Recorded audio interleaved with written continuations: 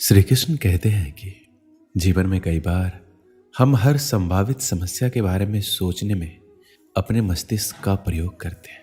दरअसल हमारा मस्तिष्क समस्याओं के बारे में सोचने के लिए नहीं बना है, उन्हें तो समाधान सोचने के लिए बनाया गया है। समाधान के बारे में सोचने के बाद हमारे मस्तिष्क का प्रयोग यह सोचने में होना चाहिए किस तरह इन सपनों को साकार किया जाए। डर को अपना गला ना दबाने दें, अपने डर को बाहर निकालें, इसे नष्ट करें, इसे तोड़ें, अपने से दूर करें, छोड़ें और इसे जाने दें। डर की आंखों में आंखें डालकर देखें, इसे चुनौती दें और ये दूर चला जाएगा। डर और चिंता का इलाज कर्म है। डर कर्म को सहन नहीं कर सकता। अपने सपनों का पीछा करें, चिंता ना करें, खुश रहें। डर बाधाएं देखता है, आस्था अवसर देखती है। डर समस्या देखता है, आस्था संभावनाएं देखती है। डर रुकावट का पत्थर देखता है, आस्था सीढ़ी देखती है। अगर आप खुद को कमजोर मानते हैं तो आप खुद का नहीं भगवान का अपमान करते हैं। एक हद तक भविष्य की चिंता करना भी जरूरी है। चिंता हमें मेहनत करने के लिए प्रेरित करती है। ये मानवीय प्रवृत्ति है कि मानव कुछ भी नहीं करना ज्यादा पसंद करते हैं और भविष्य की चिंता ही इस आराम की अवस्था से मनुष्य को बाहर लाती है। परिणाम की चिंता ना हो तो विद्यार्थी उतनी लगन से पढ़ाई ही नहीं करेंगे। मोटापे की चिंता ना हो तो लोग खाने पे रोक नहीं लगाएंगे।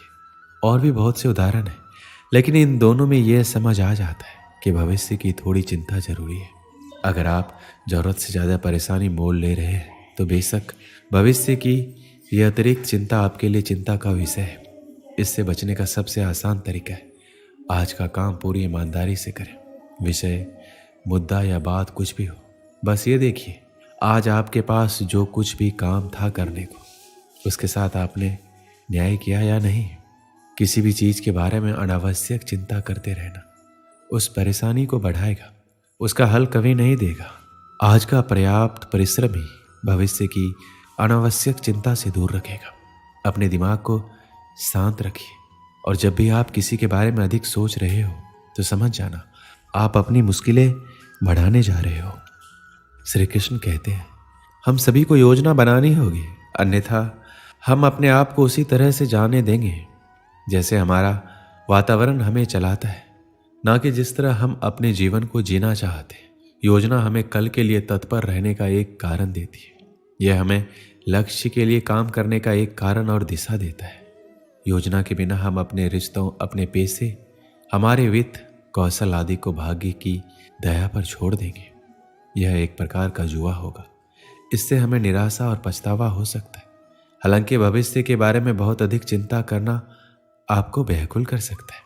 चिंता एक ऐसी बीमारी है जो आपकी मन की सभी खुशियों को खा जाती है।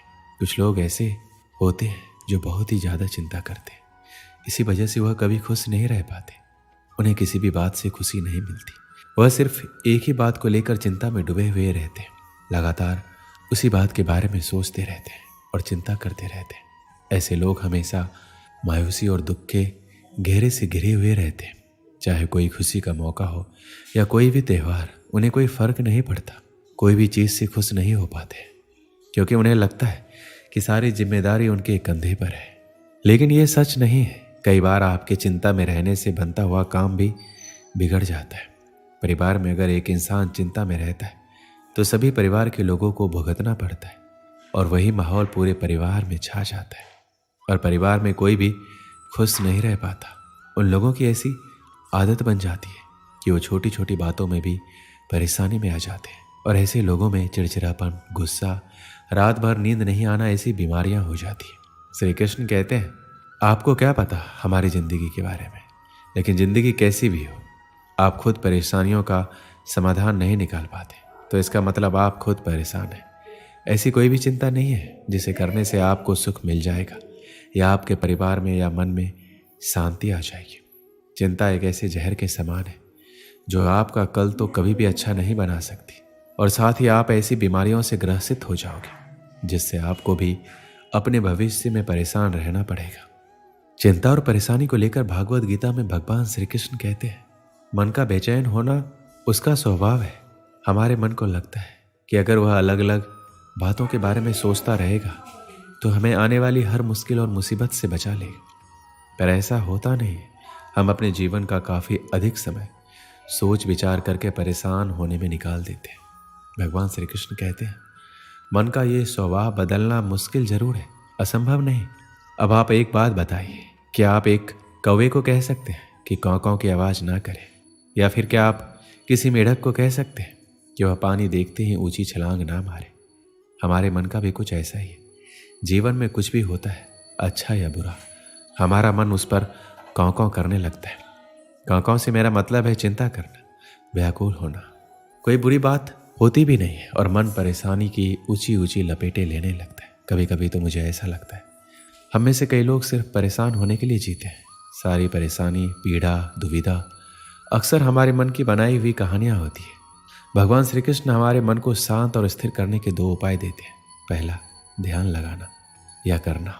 दूसरा, वैराग्य भाव सीखना। अब ध्यान या मेडिटेशन शब्द सुनते ही आप में से कई लोग कहेंगे कि आप आंख बंद करके सांसें अंदर बाहर नहीं ले सकते। ये हम सब गलती कर बैठते हैं। मेडिटेशन या ध्यान का मतलब सिर्फ आंख बंद कर बैठना नहीं होता। मेडिटेशन का मतलब होता है अपना पूरा ध्यान किसी चीज़ पर लगाना या उससे हटने नहीं देना। अगर आप रोटी बना रहे हैं तो सिर्फ उस बात पर ध्यान दीजिए। अगर आप कोई मूवी देख रहे हैं तो आपका पूरा ध्यान मूवी पर होना चाहिए। ये मत सोचिए कि मूवी देखकर आप अपना कितना वक्त बर्बाद कर रहे हैं। जब आप अपने जीवन के छोटे बड़े काम को पूरे ध्यान से करते हैं तो आपका जीवन ही एक मेडिटेशन बन जाता है। ऐसे जीवन में शांति, स्थिरता, साहस और सफलता का होना अनिवार्य है। वैराग्य का अर्थ ये नहीं है कि आप सब कुछ छोड़कर जंगल में जाकर बैठ जाएं। वैराग्य का सच्चा अर्थ है कि आप जो काम कर रहे हैं उसका क्या नतीजा या रिजल्ट निकलेगा उसकी चिंता ना करें। जैसे अगर आपने कोई इंटरव्यू दिया, आप ये कर सकते हैं कि आप पूरे मन से तैयारी करें और अपना बेस्ट देकर आ जाए। वह नौकरी मिलना या ना मिलना आपके हाथ में नहीं है। इस नतीजे के पीछे अलग अलग चीज़ें जो बिल्कुल आपके वश में नहीं है। तो जिस चीज़ के बारे में आप कुछ नहीं कर सकते उसके बारे में चिंता भी ना करें। यही वैराग्य का सच्चा मतलब होता है और यही है भगवान श्री कृष्ण का दूसरा उपाय, मन को चिंता के लपटों से बचाने का। याद रखिए, आप पूरे के पूरे इंसान हैं, समझदारी, संयम और कुशलता से भरे इंसान। आपका मन जब भी कौवे की तरह अलग अलग बातों पर आपको परेशान करने लगे तब अपने मन को भी प्यार से समझाइए और शांत कर लीजिए।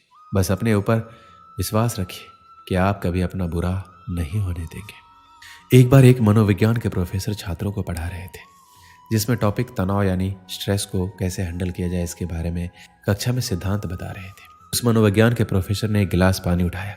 सभी छात्र ये सोचने लगे हमसे आधा गिलास खाली या आधा गिलास भरा के बारे में सवाल किया जाएगा। लेकिन मनोविज्ञान के प्रोफेसर ने ये सवाल नहीं किया।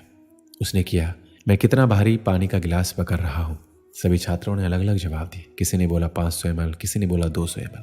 सभी के अलग अलग जवाब थे।